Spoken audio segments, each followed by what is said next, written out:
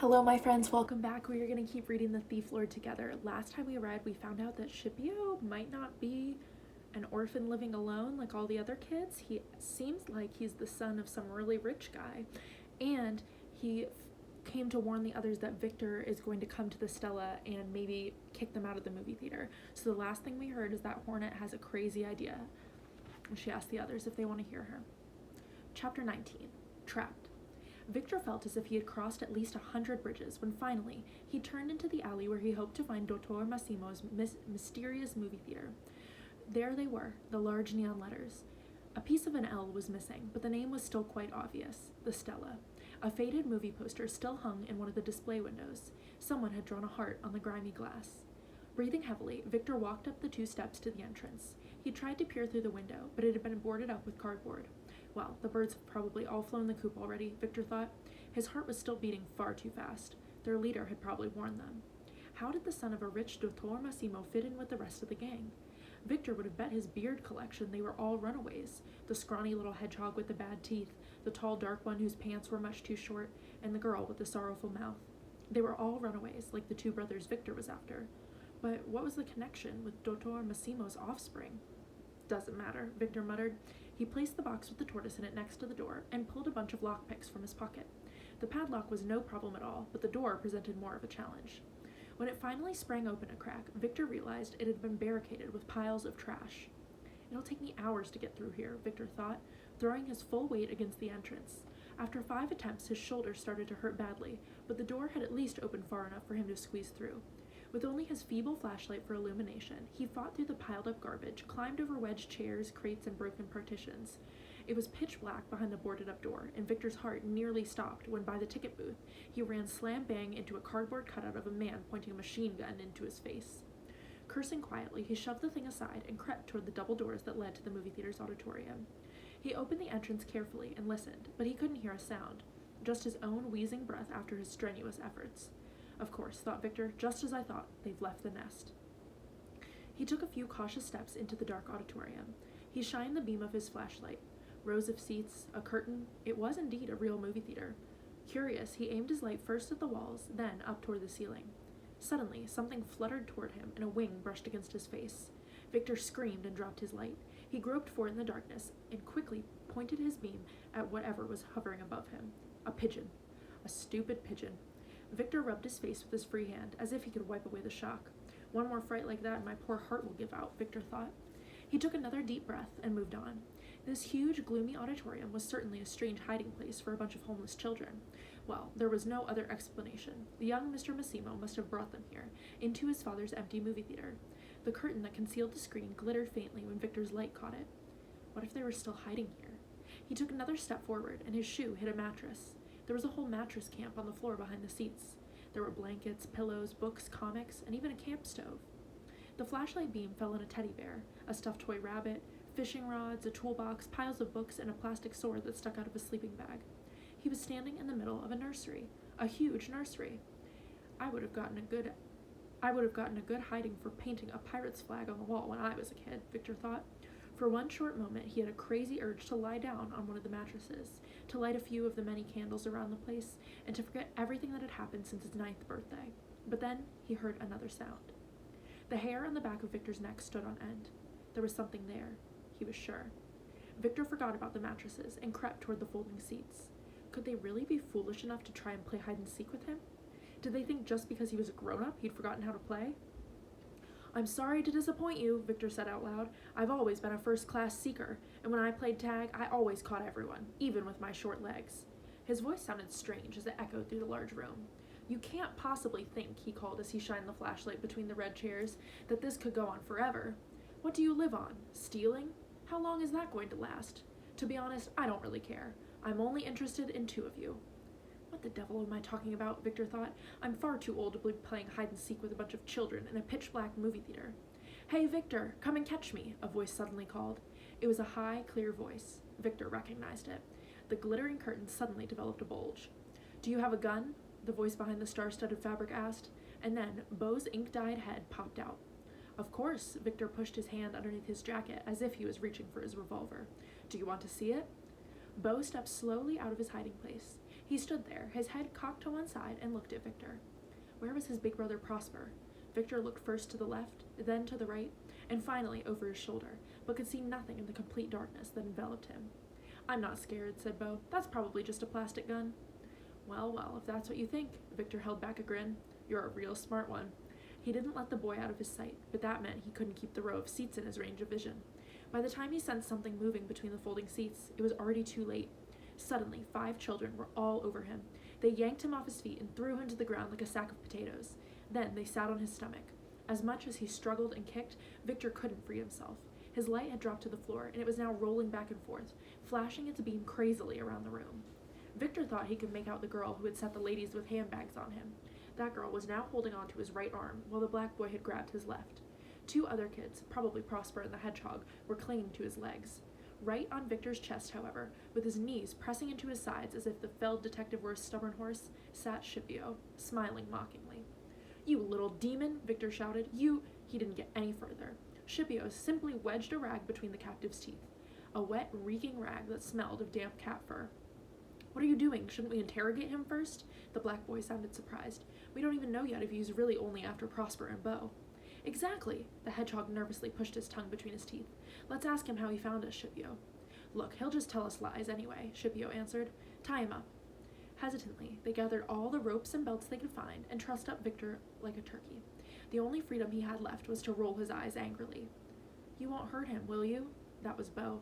He leaned over Victor with a worried expression on his little face. Then he suddenly giggled. You look funny, Victor, he said. Are you really a detective? Yes, he is, Beau. Prosper pushed his little brother aside, leaned forward, and frisked Victor. A cell phone, he said. And look at this. He carefully held up Victor's revolver. I thought he was just bluffing. Give it to me, I'll hide it. Hornet took the gun off Prosper very gingerly, as if it might explode in her hand at any moment. See what else he's got, Scipio commanded. He got off Victor's chest and stood over him, looking serious. Well, Mr. Detective, he said with a quiet, threatening voice, that will teach you to mess with the thief lord. Then he waved at the others. Come on, put him in the men's bathroom. Chapter 20, A Night Visit. They put a blanket on the cold tiles for Victor. That was at least something. Locked up in an old movie theater by a bunch of children. The hours passed, and Victor kept going over things in his mind. I should have known. I should have known the moment that Esther woman came into my office with her pointy nose and her yellow coat. Yellow has always been my unlucky color. He was trying for the 20th time to reach his shoe, which contained a few useful tools for emergencies hidden in his heel, when the door behind him opened. It happened very quietly, as if whoever was coming in wanted to keep it from everyone else. A light was flashed into Victor's face, and someone knelt down next to him on the scratchy blanket. Prosper. Victor sighed with relief. He didn't know why, for Prosper was not looking at him in a very friendly manner, but at least he freed him from the stinking gag. Victor spat a few times to get rid of this horrible taste. Did your boss give you permission to do this? He asked. I bet he wanted to poison me with that rag. Scipio is not our boss, Prosper answered as he helped Victor to sit up. No, he acts as if he is. With a moan, Victor leaned against the tiled wall. Every bone in his body ached. You're not going to untie my hands, are you? Do I look like a complete idiot? No, but you're probably only half as tough as you act, Victor grunted. So you'll go and fetch the box I left outside of the front of the movie theater. Prosper gave him a look of deep suspicion, but he went and fetched the box. I didn't know that tortoises were part of a detective's equipment, he said as he placed the carton on the floor next to Victor. Oh, you're a comedian too? Get her out of there. You'd better pray she's all right, or you'll be in a lot of trouble. Aren't we in trouble already? Prosper carefully lifted the tortoise off the sand that Victor had poured into the bottom of the box. She looks a bit parched. She always looks like that, sighed Victor, but she needs fresh lettuce, water, and a little walk. Go on, let her walk around a bit on the blanket. Prosper tried not to laugh, but he did as Victor said. Her name's Paula. Her husband is at this moment sitting all by himself in his box under my desk and is worried sick. Victor moved his toes. They were tingling terribly. You'll have to look after him as well if you want to keep me here tied up like a giant sausage roll. Prosper couldn't help it. He had to grin. He turned his face, but Victor had seen it. Anything else? No. Victor tried to shift into a more comfortable position, but with no success.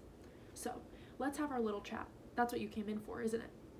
Prosper pushed his dark hair back and listened. A quiet snore came from outside. That's Mosca, Prosper said. He was supposed to keep watch, but he's sleeping like a baby. Why keep watch? Victor stifled a yawn. Where would I go, wrapped up like a silkworm? Prosper shrugged. He placed the flashlight next to him on the floor and started to inspect his fingernails. You're after me and my brother, right?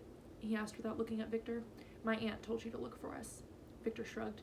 Your little girlfriend stole my wallet. You must have found her card in there. Prosper nodded. How did Esther find out we're in Venice? He pressed his forehead against his pulled-up knees. It took some time and cost a lot of money, your uncle told me.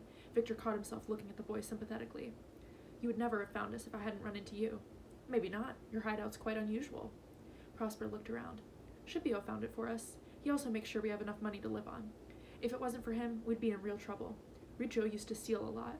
Mosca and Hornet were both doing pretty badly, too, before they met Scipio. They don't like to talk about it. Hornet found Beau and me, and Scipio took us in. Prosper lifted his head. I don't know why I'm telling you this. You're a detective. You've probably found this out already, haven't you? Victor shook his head. Your friends are none of my business, he said, but it's my job to make sure you and your brother have a home again. Hasn't it occurred to you that your brother is too young to get along without parents? What happens if the thief lord, as he seems to like to call himself, stops looking after you? Or if the police find you here? Do you want Beau to grow up in a children's home? And what about you? Wouldn't it be easier for you to be teasing your teachers in a boarding school rather than acting the grown-up when you're only 12? Prosper's face froze. I can look after Beau, he retorted angrily. Does he look unhappy to you? I'd earn money for us if I was allowed to. You'll have to do that before you know it, Victor replied gloomily. Hey, where's the tortoise? Prosper asked. He got up and opened the door to the other cubicle. He shined his flashlight into the narrow space. Victor heard him call, Come here. Where are you going? There's nothing there. I think we should bring Paula's outing to an end, Victor said when Prosper returned with the tortoise under his arm. She'll just get frozen feet on those tiles. That won't do her cold any good. Right, agreed Prosper. He carefully placed Paula back into her box and then squatted down on the blanket next to Victor again. Do you have a brother? He asked. Victor shook his head. No, I was an only child. But can't brothers and sisters sometimes be a real pain as well? Maybe, Prosper shrugged. Beau and I have always gotten along well. Well, nearly always. Oh no, he wiped his face with his sleeve. Now I'm going to start crying. Victor cleared his throat. Your aunt says you probably came to Venice because your mother used to tell you so much about it. Prosper blew his nose. Yeah, he said slowly. She did. And everything is exactly like she said it would be. When we got off the train at the station, Beau and me, we were so scared that it wasn't going to be true. The houses on stilts, the roads made of water, the lions with wings. But it's all true. The world is full of wonders. That's what she always told us. Victor closed his eyes. Listen, Prosper, he said tiredly. Perhaps I can talk to your aunt again, so that she could take you both. Prosper pressed his hand against Victor's mouth. Someone was at the door, and it wasn't Mosca. He was still snoring. Beau, Prosper hissed as an ink-black head of hair popped through the door. What are you doing here? Go back to sleep. But Beau had already slipped inside to join them. What's happening, Prop? He mumbled sleepily. Are you going to throw Victor into the canal? What gave you that idea? Prosper looked at his brother in astonishment. Go on, back to bed. Beau quietly closed the door behind him. I could keep watch like Mosca does, he said, before suddenly bumping into the tortoise box. May I introduce you to Paula? Victor said. Hello, Paula, mumbled Beau, apparently not surprised by the strange animal. He sat down on the blanket between Prosper and Victor. He poked his finger up his nose absent-mindedly and looked intently at Victor. You're a very good liar, he said. Are you really going to catch us and take us back to Esther? We don't belong to her, you know. Embarrassed, Victor stared at his shoes. Well, children all have to belong to somebody, he muttered. Do you belong to someone? That's different. Because you're a grown-up? Beau looked curiously in the box, but he could only see Paula's shell. Prosper already looks after me, and so does Hornet, and Scipio. Ah, Scipio, Victor grunted. Is he still here, your Scipio? No, he never sleeps here. Beau shook his head as if Victor should have known that. Scipio is very busy. He's very, very clever. That's why. Beau leaned over to Victor and lowered his voice to a conspiratorial whisper. He got the job from the Conte. Prosper doesn't want us to do it, but I— Shut up, Beau! Prosper cut him off. He jumped up and grabbed Beau's hands. That's none of your business, he said to Victor. You said yourself you're not interested in the others, so why all these questions about Scipio? Your thief lord, Victor began, but Prosper turned his back to him. Come on, Beau, it's time for you to sleep. He pulled his little brother toward the door, but Beau resisted and snatched his hand free. I know, he called. Victor can tell Esther that we fell off a bridge and she won't have to look for us anymore because we're dead. Isn't that clever, Prop? Oh, really, Beau? Prosper sighed. He pushed Beau toward the door again. Look, no one's going to throw Victor into the canal, but we can't let him go free either, even if he promises not to tell anyone about us. You can't trust someone like him. Someone like me? Thank you very much, Victor called after them, but Prosper had already closed the door after him. Victor was left alone in the darkness with the cold tiles at his back. So they won't throw me into the canal, he thought. How very generous. Well, at least I haven't got that disgusting rag stuffed in my mouth. The tap on the basin above his head was dripping. Outside, Mosca was still snoring through his watch. Could he make Esther Hartley believe the two of them had fallen off a bridge?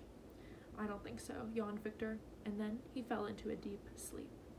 So that is where we're going to stop for today. So, it looks like Hornet's crazy idea was to kidnap and capture Victor when he tried to ambush them. So stay tuned tomorrow and we will see what happens next. Bye guys.